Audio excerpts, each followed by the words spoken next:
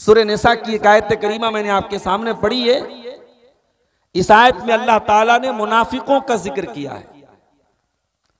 मुनाफिक लोग जब कोई काम करते थे वो लोगों से डरते थे, लोगों से छुप करके काम करते थे, उनकी प्लानिंग लोगों से छुप करके होती थी, मगर वो ये भूल जाते थे कि अल्लाह से वो कोई चीज छुपा नहीं सकते। अल्लाह ने फरमाया यस्तगफून मिनन नासी वला यस्तगफून मिनल्लाह।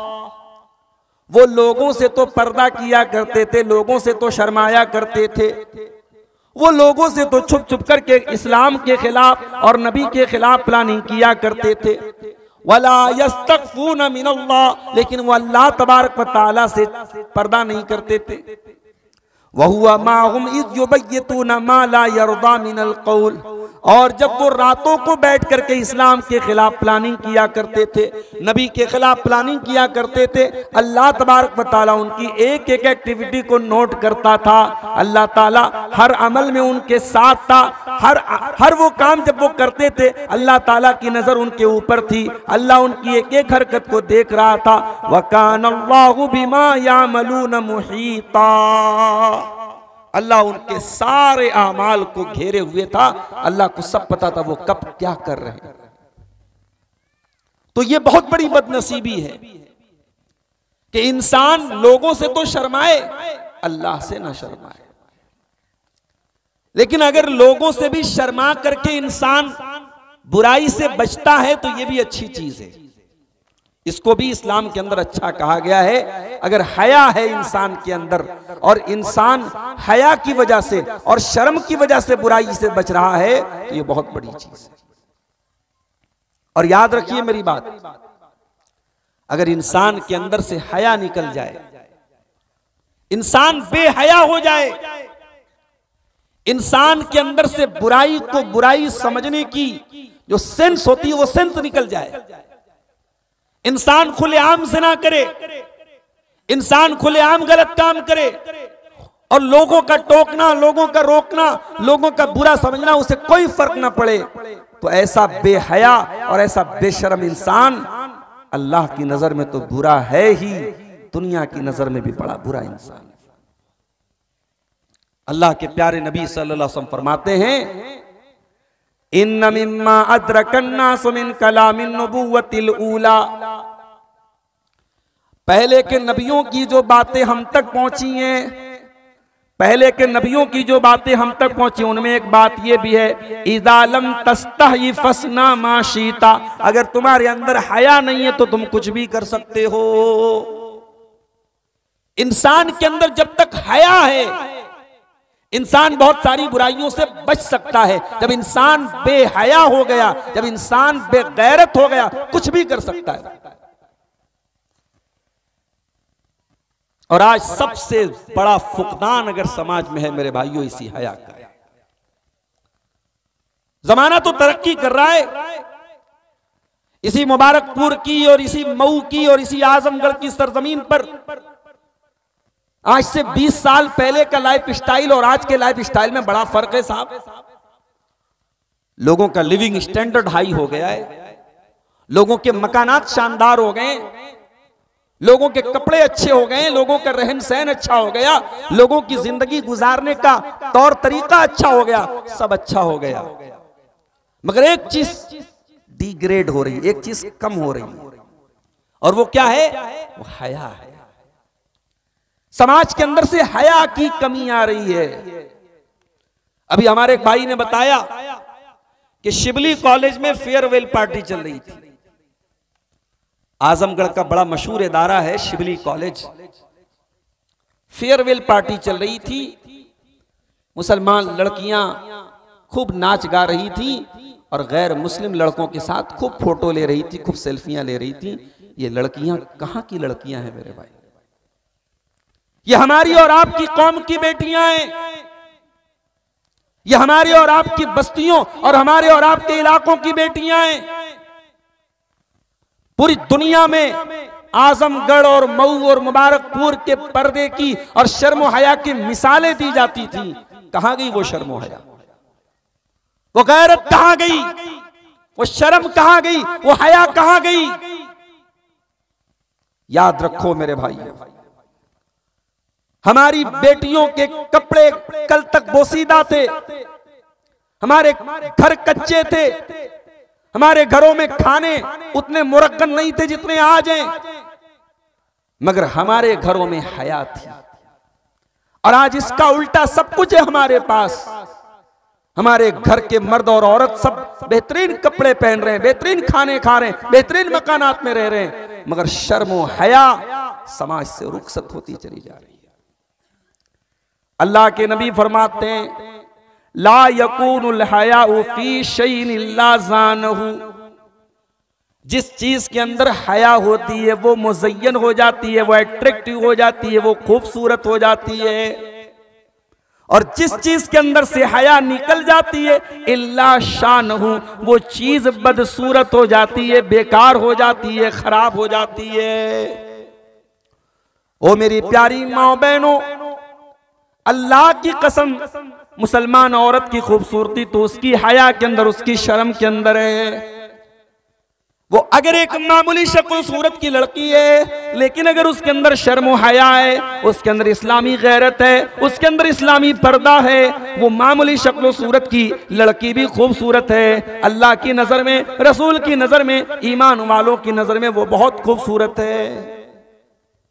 लेकिन दुनिया की बड़ी खूबसूरत और बड़ी स्मार्ट लड़की है, लेकिन अगर वो बेहया है, अल्लाह के नबी कह रहे हैं वो बदसूरत है, वो खूबसूरत नहीं हो सकती।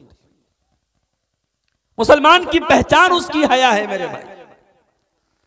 अभी फलस्तीन पर आपने छोटे से बच्चे की नज्म सुनी, फलस्तीन के वो वीडियोस भी हमारी आंखों के सामने आते हैं, जब मदद करने वाली एजेंसियां फलस्तीन के शहर गाजा के मोहल्लों और बस्तियों में खाने पीने की चीजें लेकर पहुंचती हैं, और उनके कैमरामैन पीछे पीछे कैमरा लेके दौड़ते हैं, और जब किसी मुसलमान के घर में वो कैमरा लेकर के दाखिल होते हैं और जवान बेटी सामने आती और देखती है कैमरा है, फौरन वो जल्दी से कमरे के अंदर चली जाती है। वो कैमरे के सामने किसी गैर मर्द के सामने आना गवारा नहीं करती है।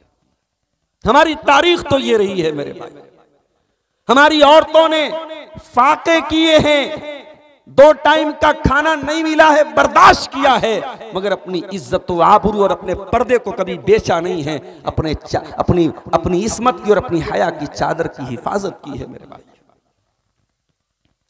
जंग ओहद का मैदान याद कीजिए, एक बुढ़िया औरत जंग के मैदान में आती है, उसका बेटा उसी मैदान ओहद में शहीद हो चुका है, अपने बेटे का पता करने आती है। मालूम ही होता है कि बेटा शहीद हो चुका है, बेटा इंतकाल कर चुका है। बूढ़ी औरत है, सर से पैर तक पर्दे में आती है, चेहरे को छुपा करके आती है, चेहरे को कवर करके आती है। कोई उसको ताना भी देता है कि ऐ बूढ़ी औरत, जंग के मैदान में तुझको पर्दा करने की क्या जरूरत है? जंग के मैदान में भी तू पर्दा कर रही है, तेरा बेटा इंतकाल कर चुका, तेरा बेटा मर चुका है, शहीद हो चुका है, और यहां तुझे पर्दे की पड़ी है, तू चेहरा ढांप रही है। उस औरत ने क्या जवाब दिया था? उस औरत ने जो जवाब दिया था वो सोने के हुरूफ से लिखे जाने के काबिल है। उसने कहा था, रुज़ी तू इब्नी वलम उर्जा हयाई, ओ लोगो मैंने बेटे को खोया है, मैंने शर्मो हया को नहीं खोया है। मेरा बेटा गया है, मेरी शर्मो हया नहीं गई है, मेरी शर्मो हया जिंदा है, मेरी शर्मो हया बाकी है। हमारा इतिहास तो ऐसा था मेरे भाइयों, हमारी तारीख तो ऐसी थी। हमारे दीन की पहचान शर्मो हया है। अल्लाह के नबी सल्लल्लाहु अलैहि वसल्लम फरमाते हैं, इन्ना लिकुल्लि दीनिन खुल्का व खुल्कुल इस्लामी अल हया। हर दीन की एक पहचान होती है और इस्लाम की पहचान हया है। इस्लाम का मानने वाला हयादार होता है। और एक कदम और आगे बढ़ के एक बात बोलूं, जिस सोसाइटी से हया निकल जाएगी उस सोसाइटी से ईमान भी निकल जाएगा। ये जो हम हाय तौबा मचा रहे हैं ना, हमारी बेटियां मुर्तद हो रही हैं, किसी गैर मुस्लिम के साथ फरार हो रही हैं, इस मोड़ पर हम पहुंचे हैं तो क्यों पहुंचे हैं? और अफसोस की बात तो यह है कि मुर्तद होने वालों में वो लड़कियां भी हैं जो घर से मुकम्मल नकाब में निकलती हैं, हाथों में दस्ताने पहन करके निकलती हैं और आंखों पर भी जाली नुमा नकाब रहता है और सर से पैर तक वो नकाब में निकलती हैं। और मोहल्ले वालों ने कभी उनके हाथ हथेली उनके हाथ की नहीं देखी, उनके पांव की का जो है उनके पांव कभी नहीं देखे, उनकी उंगलियां कभी नहीं देखी। वो औरतें और वो लड़कियां भी आज इस इर्तिदाद के जाल में फंस रही। इसका मतलब ये हुआ कि सिर्फ अपनी लड़की को नकाब पहना देना ये काफी नहीं। माफ करना मेरे भाइयों, अपनी बेटियों को सिर्फ नकाब पहना देना, घर से पर्दे में निकाल देना ये काफी नहीं है। उस नकाब का मकसद क्या है, वो नकाब आपकी बेटी क्यों पहन रही है, ये तालीम भी अपनी बेटियों को देना जरूरी है। हमारे वो भाई जिन्होंने अपने घर की औरतों को हमेशा मस्जिदों से दूर रखा, जुमा के खुतबों से दूर रखा, ईदगाह से दूर रखा, उन्हें अपने फतवों पर जाकर के नजर सानी करना चाहिए। उन्हें अपने मुफ्तियों का गरेबान जाके पकड़ना चाहिए कि आज कौम की बेटियां इस स्टेज पर पहुंच गई और तू फतवे देता रहा कि मस्जिद में जाना हराम, ईदगाह में जाना हराम, ईदगाह में जाना फितना, मस्जिद में जाना फितना, जुमा का खुतबा सुनना फितना, औरत मार्केट जाए तो फितना नहीं, औरत जायका दरबार में खाना खाने जाए तो फितना नहीं, औरत शिवली कॉलेज में नाचने जाए तो फितना नहीं, औरत कॉलेजों में पढ़ने जाए तो फितना नहीं। क्या दुनिया का सारा फितना मस्जिदों में और ईदगाह के अंदर पैदा हो गया? मेरे भाइयों, इन फतवों ने हमारी कौम की बेटियों को दीन से दूर रखा और आज हालात ये हैं कि कौम की बेटी नकाब तो पहनती है, पर्दा तो करती है, मगर पर्दे का मकसद क्या है, नकाब का मकसद क्या है, उस जवान बेटी को कभी किसी ने बताया ही नहीं। इसीलिए अल्लाह ताला कुरान करीम में जब पर्दे का हुक्म देता है तो पर्दे का मकसद भी बयान करता है। या अय्युहन नबी कुल अज़वाजिका व बनातिका व निसाइल मुमिनीन, ऐ नबी अपनी बेटियों से भी कह दीजिए, अपनी बीवियों से भी कह दीजिए। अभी अहले बैत की अजमत पर तकरीर हो रही थी। हमारे बहुत सारे भाई कहते हैं साहब नबी की तो सिर्फ एक बेटी थी, सैयदा फातिमा ज़हरा। ये कौन सी मोहब्बत अहले बैत है? ये कौन सी मोहब्बत अहले बैत है कि आप कुरान के अकीदे का इनकार कर रहे हैं? कुरान तो कह रहा है कि नबी की बेटी नहीं थी, नबी की बेटियां थीं। हदीस की किताबें बताती है नबी की 4 बेटियां थीं, सीरत की किताबें बताती है नबी की 4 बेटियां थीं। तो कौन सा अकीदा हम लेके बैठेंगे? साहब हम एक बेटी को बेटी मानते हैं और 3 बेटियों को बेटी मानने को तैयार नहीं। यहां अल्लाह अपने नबी से कह रहा है, ऐ नबी अपनी बीवियों से कह दो और अपनी बेटियों से कह दो। बेटी नहीं का, बेटियों, व बनाती का। अरबी जबान में बिंत की जमा आती है बनात, बनात प्लूरल के लिए आता है। अरबी जबान में कम से कम 3 चीजों के लिए प्लूरल आता है, यानी नबी की बेटियां 2 से ज्यादा हैं, 1 भी नहीं है, 2 भी नहीं, 2 से ज्यादा हैं, कम से कम 3 हैं। और हदीस और सीरत की किताबें बताती नबी की 4 बेटियां। ऐ नबी अपनी बीवियों से कह दीजिए, अपनी बेटियों से कह दीजिए, व निसाइल मोमिनीन, और अपनी तमाम मुसलमान औरतों से कह दीजिए, युदनीना अलैहिन्ना मिन जलाबीबिहिन्ना, जब वो अपने घर से निकला करें तो अपने ऊपर जिल्बाब डाल लें, अपने ऊपर चादर डाल लें, अपने ऊपर बुर्का डाल लें, नकाब डाल लें। क्यों डाल लें? ज़ालिका अदना अन युरफ़ना फला युज़ैन, ये पर्दा, ये पहचान बन जाएगा, दुनिया को ये मैसेज दे देगा, हम नकाब पहनने वाली लड़कियां हैं, हम बुर्का पहनने वाली लड़कियां हैं, हम पर्दा करने वाली लड़कियां हैं, और कोई हमको छेड़ने की जुर्रत न करे, कोई हमारे करीब आने की जुर्रत न करे। हम तो घर से निकले तो जिल्बाब में निकले, नकाब में निकले। ये पर्दा तो तुझे प्रोटेक्शन देने के लिए था, ये पर्दा तो तेरी इज्जत व आबरू को बचाने के लिए था। ऐ मेरी बहन, आज इस पर्दे का इतना बड़ा मिसयूज हो रहा है कि तू किसी काफिर के साथ, किसी मुशरिक के साथ इस नकाब में तू गुलछर्रे उड़ा रही है। इससे बढ़ करके इस कौम के लिए चुल्लू भर पानी में डूब मरने का क्या मकाम होगा मेरे भाई। इस कौम के लिए चुल्लू भर पानी में डूब मरने का मकाम है कि हमारी कौम की बेटी नकाब में और पर्दे में किसी मुशरिक और किसी काफिर के साथ होटलों में बैठ करके गुलछर्रे उड़ा रही है। इसका मतलब कि उसने इस नकाब की, इस पर्दे की वैल्यू को नहीं समझा। तो हमारी पहचान तो शर्म व हया है मेरे भाई। और जब शर्म व हया की बात आई है तो नबी की वो हदीस भी हमारे सामने होनी चाहिए। अल्लाह के नबी ने शर्म व हया को ईमान के साथ जोड़ा था। जहां शर्म व हया होगी वहां ईमान होगा, जहां ईमान होगा वहां शर्म व हया होगी। अल्लाह के नबी फरमाते हैं अल हयाउ मिनल ईमान, हया भी ईमान का एक हिस्सा है। और आपने तबरानी के रिवायत में आपके फरमान भी मौजूद है। आपने फरमाया अल हयाउ वल ईमान कुरना जमिया, हया और ईमान दोनों एक दूसरे के साथ जुड़े हुए हैं। जब तक हया है तब तक ईमान है, जब तक ईमान है तब तक हया है। एक अंसारी सहाबी अपने भाई को डांट रहे थे, मार रहे थे। उनका भाई बड़ा शर्मीला था तो अल्लाह के नबी ने कहा दाहू, छोड़ दो अपने भाई को, मत डांटो, मत मारो। फ़इन्नल हया मिनल ईमान, इंसान का शर्मीला होना, हयादार होना ये ईमान की निशानी है।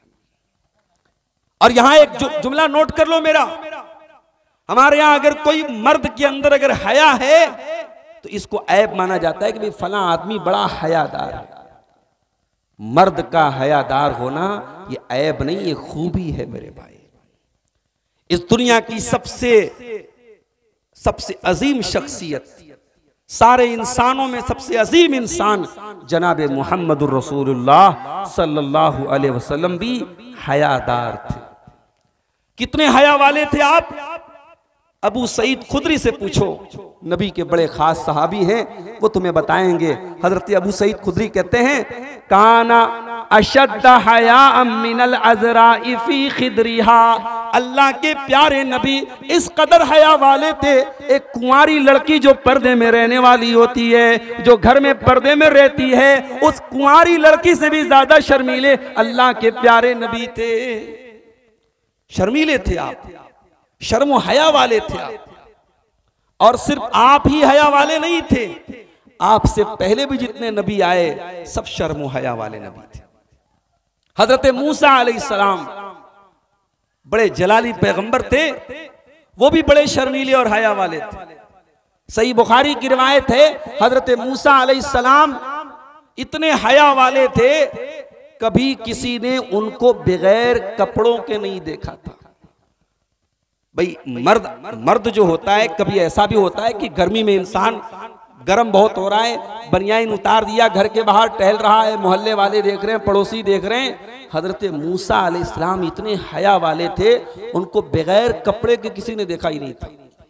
कभी वो किसी आम आदमी के सामने कभी कपड़ा उतारते ही नहीं थे। तो यहूदियों ने, बनी इस्राइल ने उनके बारे में एक बात उड़ानी शुरू कर दी कि इनको लग रहा है कोई बीमारी है, इनके ऊपर कुछ दाग है, ये कभी किसी के सामने इन्होंने अपना बदन खोला नहीं है, इनका सतर कभी किसी के सामने खुला नहीं है, इसका मतलब जरूर इनको कोई बीमारी है। अब ये बात फैल गई पूरे यहूदियों में, बनी इस्राइल में। अब अल्लाह तबारक व तआला ने हजरत मूसा अलैहिस्सलाम को इस इल्जाम से बरी करने के लिए अल्लाह ने हजरत मूसा के लिए एक मोजज़ा जाहिर किया। एक दिन हजरत मूसा नहा रहे थे, अकेले में नहा रहे थे और कपड़ा उतार करके नहा रहे थे, और कपड़ा एक पत्थर के ऊपर उन्होंने रखा था। इससे पता ये चला कि अगर बाथरूम पैक है, पैक बाथरूम के अंदर बगैर कपड़े के भी आदमी नहा सकता है, बदन पे कोई कपड़ा ना हो तो भी नहा सकता है, कोई हरज की बात नहीं अगर बाथरूम पैक है। हजरत मूसा अलैहिस्सलाम तन्हाई में नहा रहे थे और कपड़ा उतार करके उन्होंने एक पत्थर पे रखा था। अब जब वो नहा चुके और कपड़ा लेने के लिए पत्थर के पास पहुंचे, अल्लाह तबारक व तआला ने पत्थर को हुक्म दिया और पत्थर इनका कपड़ा लेके भागने लगा। अब ये पत्थर के पीछे पीछे दौड़ रहे हैं और कह रहे हैं सौबी हजर, सौबी हजर, ऐ पत्थर मेरा कपड़ा जल्दी से दे। और पत्थर इनको लेता हुआ बनी इसराइल के एक गिरोह के पास से गुजरा, जहां बनी इसराइल के कुछ लोग बैठे थे, और उन्होंने पहली मर्तबा हजरत मूसा अलैहिस्सलाम के बदन को देखा जो बिल्कुल बेऐब था और जिसमें किसी किस्म की कोई बीमारी नहीं थी। और वहां पहुंचने के बाद पत्थर स्टॉप हो गया। हजरत मूसा अलैहिस्सलाम ने जल्दी से कपड़ा पहना और कपड़ा पहनने के बाद अपने असा के जरिए, अपनी लाठी के जरिए पत्थर को मारा और उनकी लाठी से पत्थर के ऊपर निशान भी पड़ गया। हालांकि भी लाठी की क्या हकीकत है पत्थर के आगे, मगर हजरत मूसा का जो असा था वो तो जबरदस्त था, उस असा के निशान पड़ गए उस पत्थर के ऊपर। और इसी के बारे में अल्लाह ताला ने कुरान की आयत नाजिल फरमाई है। अल्लाह ने फरमाया या अय्युहल्लज़ीना आमनू ला तकूनू कल्लज़ीना आज़ौ मूसा, ऐ ईमान वालों उन लोगों की तरह मत हो जाओ जिन्होंने मूसा अलैहिस्सलाम को तकलीफ पहुंचाई।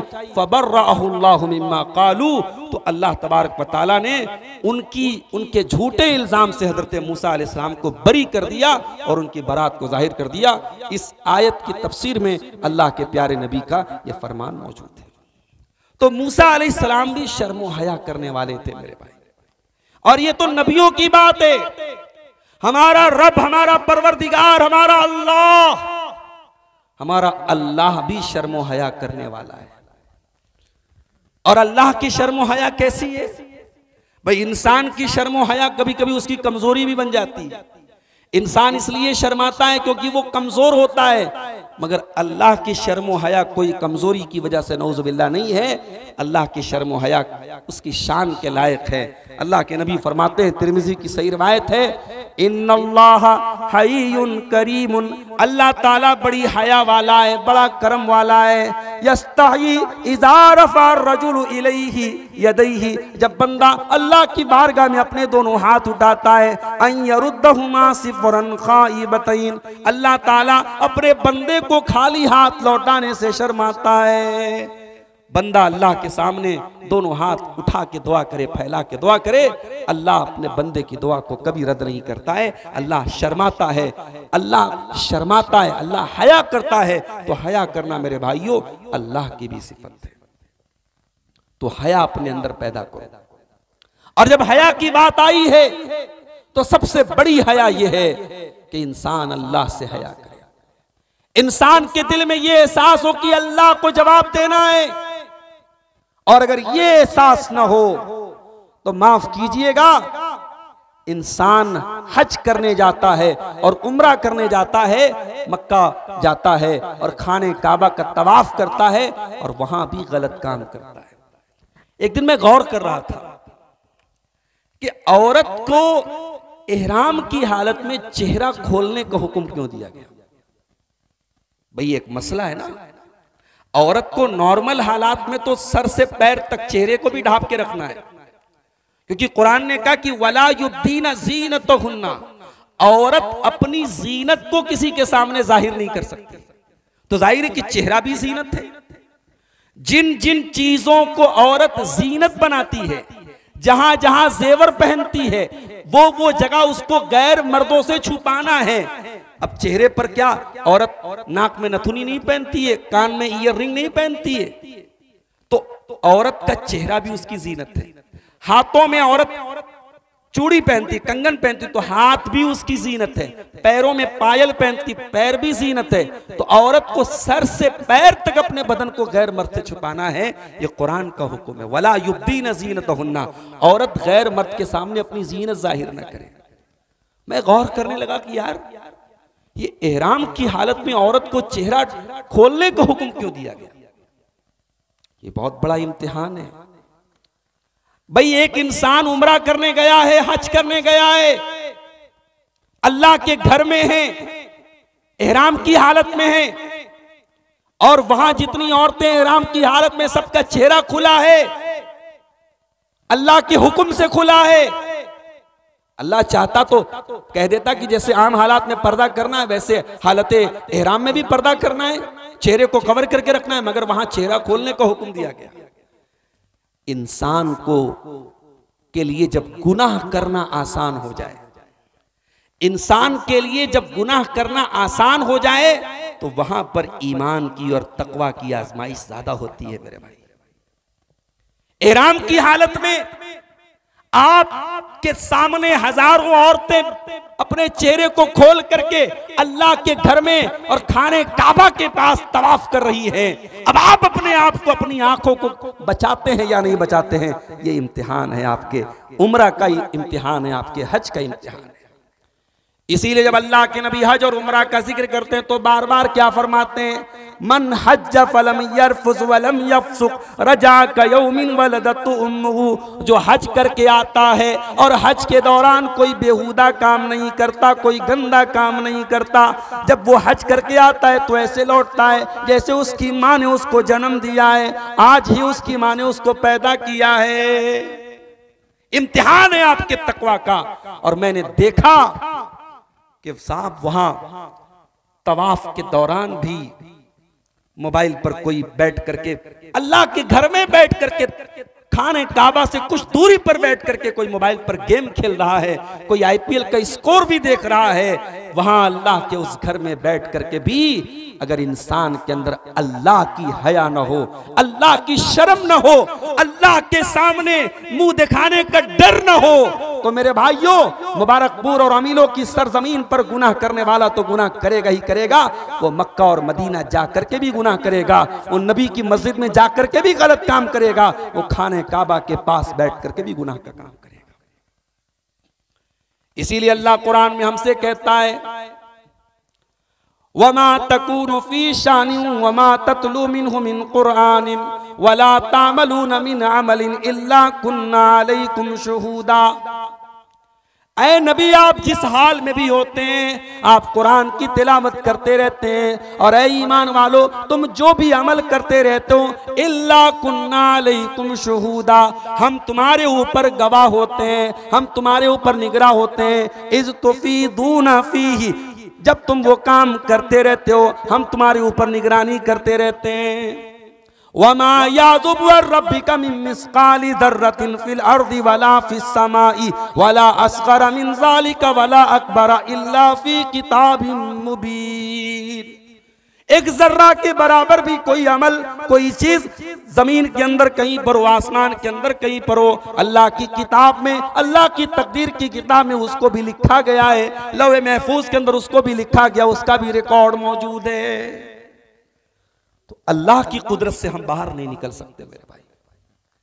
इसीलिए अल्लाह के नबी ने एक मर्तबा सहाबा किराम से कहा, इस्तहयू मिनल्लाहि हक़्क़ल हया, ऐ मेरे सहाबा, अल्लाह से हया करो, अल्लाह से शर्माया करो जैसा अल्लाह से शर्माने का हक है। सहाबा ने कहा, अल्लाह के नबी, अल्लाह का शुक्र है कि हम अल्लाह से शर्माते हैं। आपने फरमाया, नहीं नहीं ऐ मेरे सहाबा, अल्लाह से शर्माने का मतलब वो नहीं जो तुम समझते हो। ऐ मेरे सहाबा, कान खोल करके सुन लो, अल इस्तिहयाउ मिनल्लाहि हक़्क़ल हया, अल्लाह से शर्माना, अल्लाह से हया करने का मतलब ये, अंता फजर रास वमा वा वल बतना वमा हवा व अंत तज़क्करल मौत वल बिला।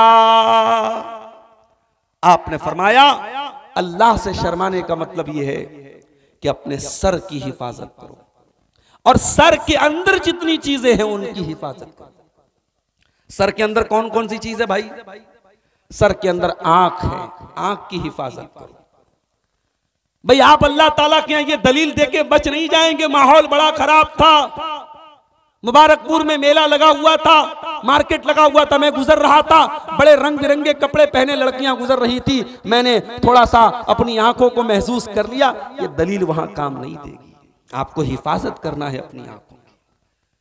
आप यूरोप चले जाएं, अमेरिका चले जाएं, दुनिया के किसी भी कोने में चले जाएं, कुरान का वो हुक्म एक मुसलमान पर अप्लाई होगा और आज अफसोस की बात है, मैं मुबारकपुर की अमीलों की सरजमीन पर बैठ करके बड़ी जिम्मेदारी के साथ ये बात कह रहा हूं कि आज हमारे बनारस और मऊ और मुबारकपुर का रिकॉर्ड इस मामले में बहुत खराब होता जा रहा है। हमारे यहाँ सड़कों पर, चौराहों पर, चाय के होटलों पर मर्द हजरात बैठे होते हैं और मोहल्ले की, इलाके की जवान लड़कियां जब गुजरती हैं, जब वो अपने घर से निकलती हैं और जितनी दूर से वो नजर आती हैं और जब तक वो नजर आती रहती हैं, मैं 20 साल के सिर्फ नौजवानों की बात नहीं कर रहा हूं, 40-50 साल के अधेड़ों का भी ये हाल है और 60-65 साल के बूढ़ों का भी ये हाल है कि उन लड़कियों को घूरते रहते हैं, उनको अपनी नजरों का निशाना बनाते रहते हैं। मेरे भाइयों, क्या ये बेहयाई नहीं है? क्या ये बेशर्मी नहीं है? क्या ये बेगैरती नहीं है?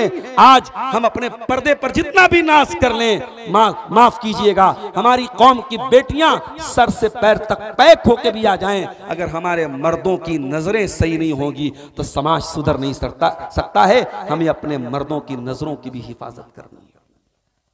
इसीलिए अल्लाह कुरान में क्या कहता है? औरत को पर्दा करने का हुक्म बाद में दिया।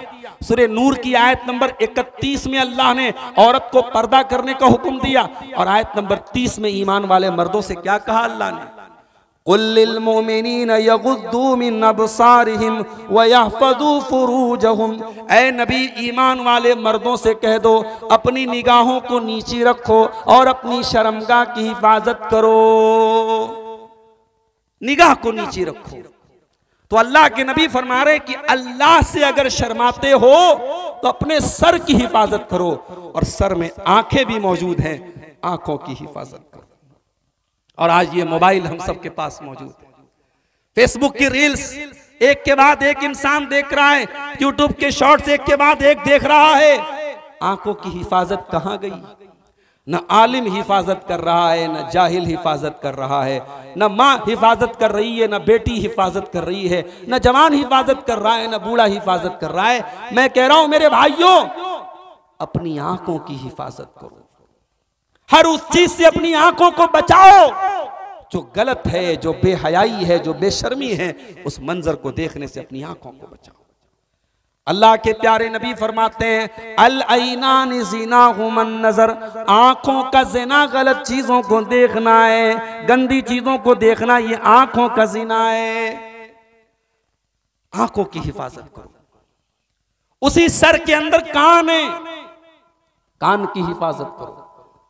गाना सुनने वाले, मौसीकी सुनने वाले और तड़क भड़क वाले गाने सुनने वाले हमारे नौजवान भाई जो कार भी चला रहे तो गाने सुन रहे हैं, बाइक भी चला रहे तो गाने सुन रहे हैं, और इसी गाने को सुनते सुनते अल्लाह न करे मौत आ जाए। आजमगढ़ के हाईवे पर रोजाना कोई ना कोई हादसा हो रहा है, कार का एक्सीडेंट होता है। अगर अल्लाह न करे उस कार में इंसान का जब एक्सीडेंट होता है, जब इंसान मरता है, आखिरी टाइम में अगर वो कार में बैठ करके गाना सुन रहा था और इसी हालत में वो मर जाएगा, अल्लाह के नबी फरमाते हैं, युहशरुल अब्दु अला मा माता अलैहि, बंदा जिस हाल में मरेगा उसी हाल में कयामत के दिन उठाया जाएगा। मेरे भाइयों, जिस कान से आप गाना सुन रहे थे, आप म्यूजिक सुन रहे थे, कयामत के दिन भी वही म्यूजिक सुनते हुए अल्लाह की बारगाह में उठाया जाएगा। ये बदनसीबी वाली मौत आए, इससे अपने आप को बचा लो मेरे भाइयों। अपने कानों की हिफाजत करो। और उसी सर के अंदर हमारा मुंह भी है, अपने मुंह की हिफाजत भी करो। अपने मुंह से कोई बेहुदा बात ना निकालो, कोई गंदी बात ना निकालो, कोई गाली गलौज वाली बात ना निकालो, कोई गीबत ना निकालो, कोई चुगली ना निकालो। अल्लाह के नबी फरमाते हैं, अंता फजर रासवमावा, अपने सर की हिफाजत करो और सर के अंदर जितनी चीजें उनकी हिफाजत करो। नंबर 2, वल बतन वमा हवा, और पेट की हिफाजत करो और पेट से रिलेटेड जो चीजें उसकी भी हिफाजत करो। पेट से रिलेटेड क्या क्या है? पेट से रिलेटेड इंसान की शर्मगाह है। पेट की हिफाजत करो। पेट अगर अल्लाह की शर्म है, अल्लाह की हया है हमारे अंदर, तो पेट के अंदर हराम चीजें ना जाएं, हराम के लुक्मे ना जाएं। आईपीएल का मैच चल रहा है, तुम सट्टेबाजी के जरिए पैसा कमा रहे हो, शेयर मार्केट में नाजायज तरीके से, हराम तरीके से शेयर मार्केट में पैसा लगा रहे हो, और अभी आर्मी का एक जवान, आज मैंने न्यूज देखी कि आर्मी का एक सिपाही, आर्मी का एक जवान, उसने शेयर मार्केट में कर्जे ले लेके पैसे लगाए थे और आखिर में जब कर्जदार हो गया और कर्जा अदा करने की ताकत नहीं थी उसके पास, उसने सुसाइड कर लिया, आत्महत्या कर ली, जान दे दी। और इसी मऊ की सरजमीन पर ये ऑनलाइन जुआ के बहुत सारे ऐप हैं। इन ऐप के जरिए जो है मेरे पास ऐसी खबरें भी आई हैं कि इन ऐप्स में पैसा लगाने की वजह से बाद नौजवान लड़के इस कदर कर्जदार हो गए कि पूरा घर परेशान हो गया और पूरे घर वालों का घर से निकलना महाल हो गया। मेरे प्यारे साथियों, अपने लुक्मों को हलाल लुक्मे अपने पेट में डालो, हराम लुक्मों से अपने आप को बचाओ। ये हराम कमाई के तरीके, रातों रात आपको अमीर बनाने के तरीके, वल्लाह ये आपकी नस्लों को बर्बाद कर रहे हैं, आपके घरों की बरकत को बर्बाद कर रहे हैं। कामयाबी का कोई शॉर्टकट नहीं है मेरे भाइयों। आप बिजनेस करो, आप कारोबार करो, तिजारत करो, हलाल तरीके से पैसे कमाने के बहुत सारे तरीके हैं। हराम से बचो। अल्लाह के नबी कह रहे अपने पेट की हिफाजत करो। वमा हवा, और पेट से जुड़ी हुई जो चीज है, पेट से जुड़ी क्या चीज है? शर्मगाह भी है। इंसान अपनी शर्मगाह की हिफाजत करे, इंसान जिना से बचे, इंसान बदकारी से बचे। लड़के लड़कियों की टाइम पर शादी करो, अपनी शादी के अंदर बहुत सारे रस्मों रिवाज और बहुत सारी पाबंदियों को खत्म करो। मैं लड़कियों की शादी पर अक्सर तकरीर में जोर देता हूं। बनारस का एक नौजवान मुझसे कहने लगा, मौलाना अब सिर्फ लड़कियों की शादी करना मुश्किल नहीं, लड़कों की शादी भी बहुत मुश्किल होगी। मैंने कहा वो कैसे? कहा लड़की अगर झोपड़ी में भी रहती है तो उसके बाप की ये फीलिंग होती है, उसकी मां की ये फीलिंग होती है कि हमारी लड़की महल में जाके रहे। अगर कोई लड़का गरीब घर का है, उसका घर अगर मामूली है, उसका घर बहुत शानदार नहीं है, लड़की चाहे जितने भी गरीब घर की हो, लड़की वाले आएंगे और घर बार देख के कहेंगे लड़कवा तो ठीक रहा, घरवा बहुत खराब रहा।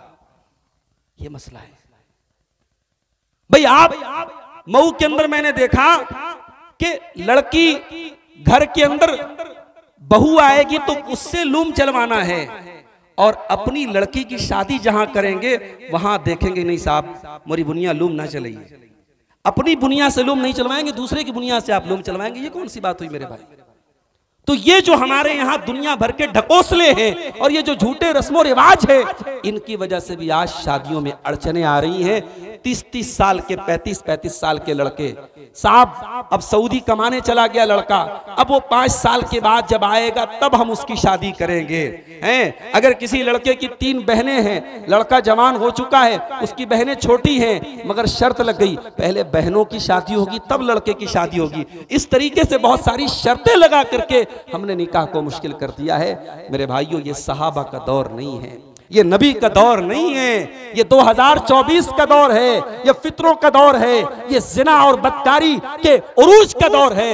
इस दौर में आपने अपनी नौजवान नस्ल को अगर निकाह को आसान नहीं किया, अपने लड़के लड़कियों की शादी वक्त पर नहीं की, आप अपने घर को, अपने परिवार को बदकारी और जिनाकारी से नहीं बचा पाएंगे, बहुत मुश्किलात खड़ी हो जाएंगी। इसलिए अपने लड़के लड़कियों की सही वक्त पर शादी करो, शर्मगाह की हिफाजत करो। मेरे नबी फरमाते हैं 2 चीजों की गारंटी ले लो, मैं तुमको जन्नत की गारंटी देता हूं, अपनी जबान की गारंटी ले लो और अपनी शर्मगाह की गारंटी ले लो। तो अल्लाह के नबी फरमा रहे हैं कि ऐ मेरे सहाबा, अगर अल्लाह से शर्माते हो तो अपने पेट की हिफाजत करो और पेट से जुड़ी हुई जो चीजें हैं उनकी हिफाजत करो। और तीसरा काम क्या करना है? व अंत तज़क्करल मौत वल बिला, अपनी मौत को याद करो और अपने कब्र में मिट्टी में जाने को याद करो। एक दिन तुम्हें मरना है और मिट्टी में मिल जाना है, उस दिन को तुम याद करो। वमन अरादल आखिरत तरक ज़ीनत दुनिया, और जो आखिरत की तैयारी करता है, जो आखिरत में अपनी कामयाबी चाहता है, वो दुनिया की ज़ेबो ज़ीनत को छोड़ देता है। मेरी माओ और बहनों, आपसे भी कहना चाहता हूं, दुनिया के पीछे मत भागो। दुनिया में बेहतरीन कपड़ा, दुनिया में फैशनबाजी, दुनिया में अच्छा खाना, अच्छा घूमना फिरना ठीक है, जायज है, मगर इसको जिंदगी का मकसद मत बनाओ। ये सोचो कि आखिरत में हमारी जिंदगी कैसे अच्छी हो जाए, इस पर मेहनत करो। दुनिया में अगर चकाचौंध वाली जिंदगी गुजार भी ली और आखिरत अगर बर्बाद हो गई तो ये घाटे का सौदा है। तो मेरे प्यारे भाइयों, अल्लाह से शर्माना ये सबसे बड़ी हया है, ये हम सब अपने अंदर पैदा करें।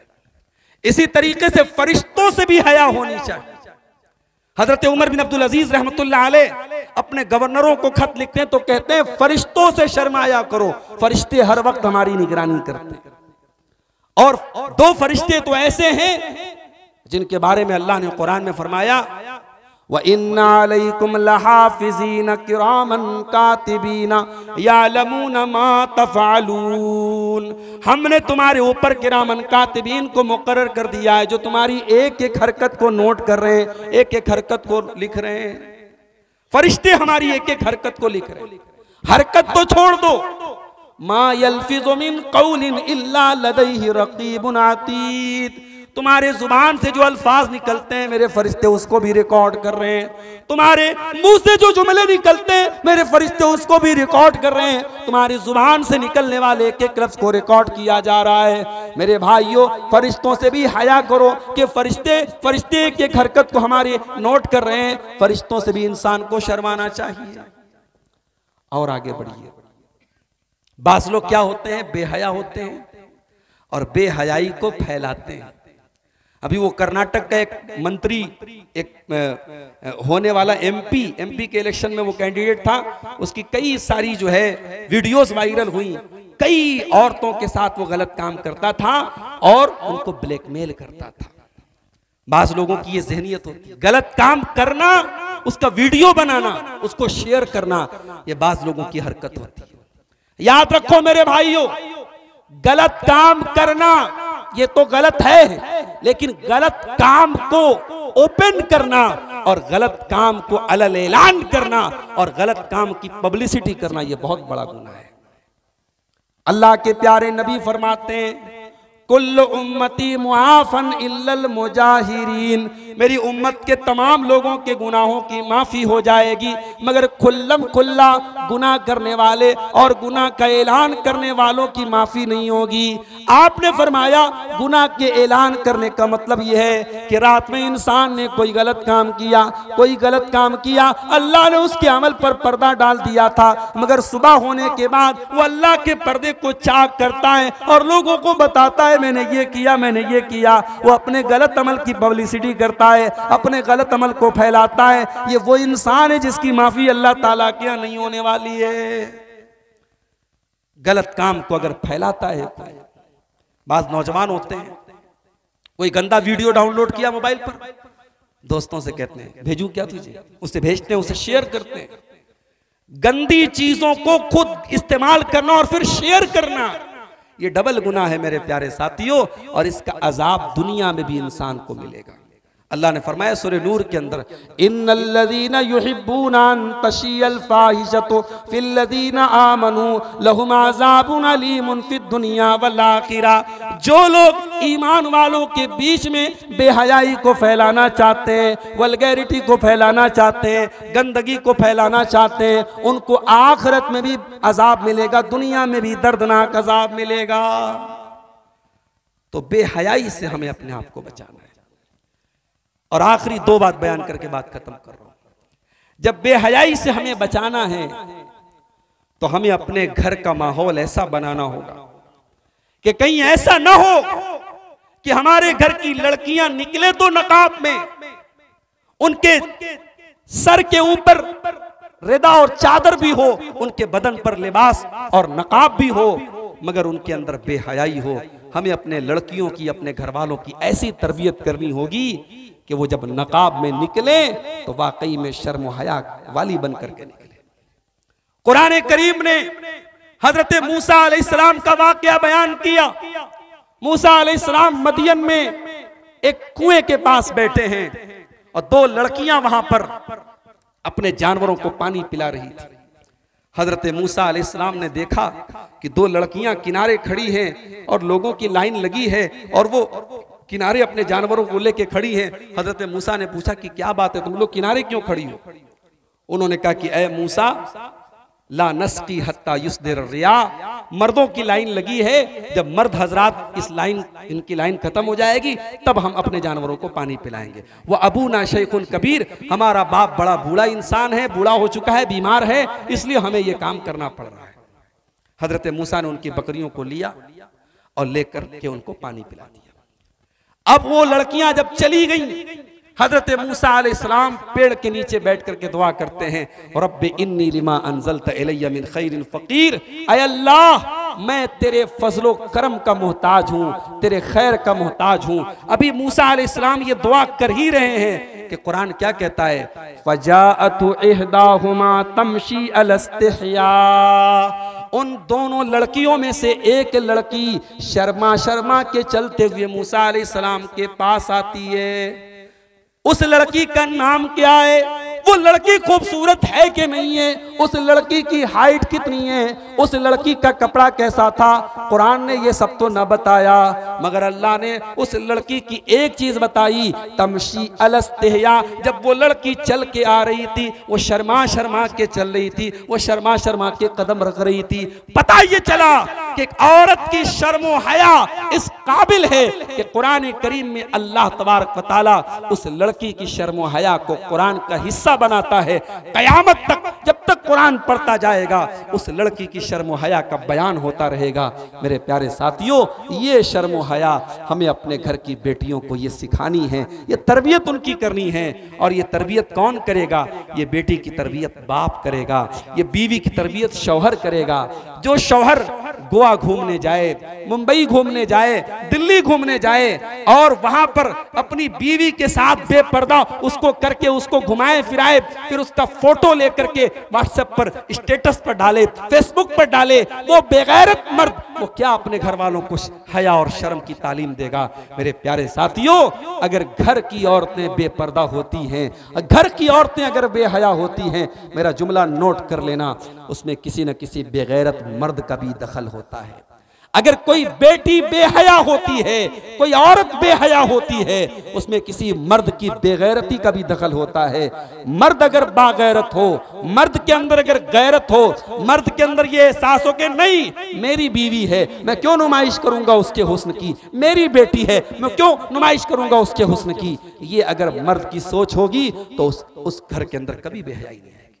आप यकीन करें, बाज़ औक़ात जब किसी शादी में जाना होता है, कभी कभी शर्म आती है।